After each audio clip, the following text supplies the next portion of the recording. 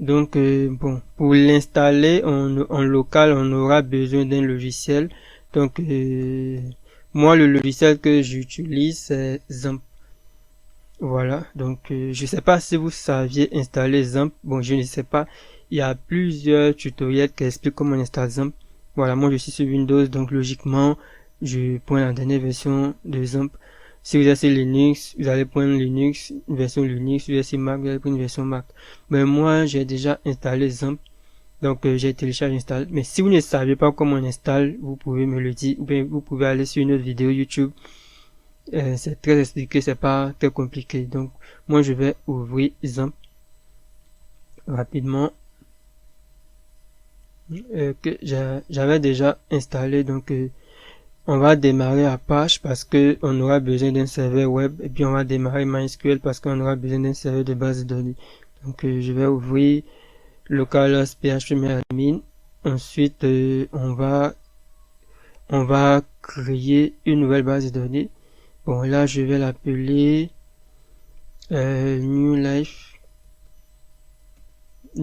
underscore Academy underscore DB. Je l'enregistre. Voilà. Là, je viens de créer la base de données. Et ici, on va copier le fichier. WordPress. Et on va aller au niveau du disque local C. Il y a un dossier Xampp. Il y a un dossier htdocs. Donc, c'est dans ce dossier htdocs là que va se retrouver tous nos fichiers de site web. Donc, je copie ce dossier WordPress dans ce répertoire htdocs. Le répertoire htdocs, il représente le répertoire public d'un hébergeur web.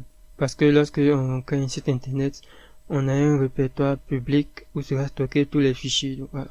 Donc là, je suis en train de vous expliquer pas à pas. C'est juste pour vous montrer la différence entre WordPress.org et WordPress.com. WordPress.com, moi, je vais pas l'utiliser, donc je vais pas rentrer dans les détails. Voilà, je vais renommer le répertoire par le nom de mon projet, qui est Newlife-Academy. Voilà. Voilà, donc je l'ai appelé New Life Academy. Donc quand on rentre dans New Life Academy, voici tous les fichiers du site. Voilà, maintenant on va venir sur localhost et on va mettre slash le nom du répertoire du dossier WordPress New Life Academy. Voilà. Ok, donc voici un peu l'interface de l'installation de WordPress. Donc on va démarrer en cliquant sur le bouton c'est parti. Ensuite on va mettre le nom de la base de données. Le nom de la base de données, ça représente le nom de la base de données qu'on vient de créer. On avait appelé newlife underscore academy underscore db. Donc c'est ce que nous allons mettre ici. Newlife underscore academy underscore db. Et puis l'identifiant, bon, c'est l'identifiant par défaut de Xampp, c'est root, et le mot de passe par défaut, il est vide, parce que là nous sommes en local, et l'adresse de la base de données c'est localhost, parce que là vous voyez que c'est plutôt localhost / phpMyAdmin. Donc l'adresse par défaut c'est localhost, le mot de passe par défaut il est vide. Voilà, donc on va cliquer sur envoyer pour continuer l'installation. Qu'est-ce qui se passe? Ah ok, j'ai mal écrit le nom de la base de données. Donc c'est underscore. Voilà. Donc désolé, j'avais mal écrit le nom de la base de données. Maintenant on pourra lancer l'installation, vous allez voir que l'installation sera rapide. Il n'y aura pas de chargement. Maintenant, là, on me dit le nom du site. Je mets New Life Academy.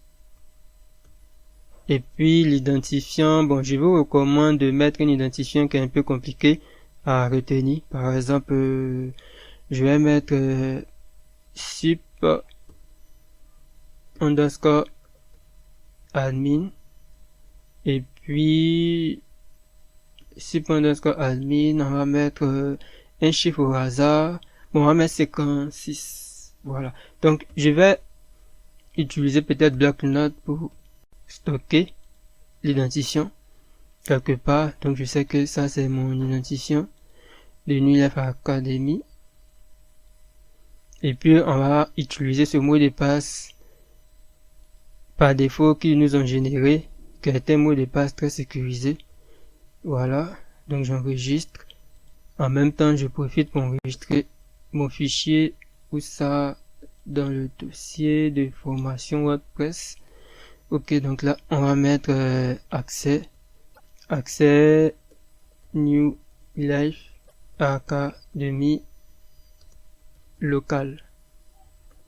Voilà, .txt. Donc j'enregistre, voilà. Là, moi je sais que ça c'est mon identifiant et je sais que ça c'est mon mot de passe. Il n'y a pas besoin d'écrire identifiant à côté, mot de passe à côté. Voilà. Attends, j'ai fermé. Pourquoi j'ai fermé même? Pourquoi j'ai fermé? Bon, je vais relancer parce que j'aurais besoin de ça pour me reconnecter. Maintenant, on va mettre identifiant. Bon, je vais mettre mon identifiant Gmail. Je vais demander au moteur de recherche de ne pas indexer le site. Bon, il sert à rien vu que nous sommes en local, donc de toute façon, il ne sera pas indexé. On va cliquer sur installer WordPress. Une fois qu'on a installé WordPress, vous allez voir que voilà, c'est très facile. Donc, voici un peu. Donc, on va se connecter avec nos identifiants. Je vais appeler ça supadmin. Et puis, on va coller le mot de passe. Bon, là, c'est un autre site que j'avais enregistré avec le navigateur. C'est pour ça qu'il y a des identifiants en local qui sont là. Donc, on va coller rapidement. Je me connecte. Bon, là, je vous montre l'identifiant. C'est vrai, c'est parce que nous sommes en local. Si on était en production, je n'allais pas vous montrer tout ça. Donc, nous avons terminé l'installation de notre site WordPress. Voilà, donc rendez-vous dans la prochaine vidéo où nous allons parler peut-être de...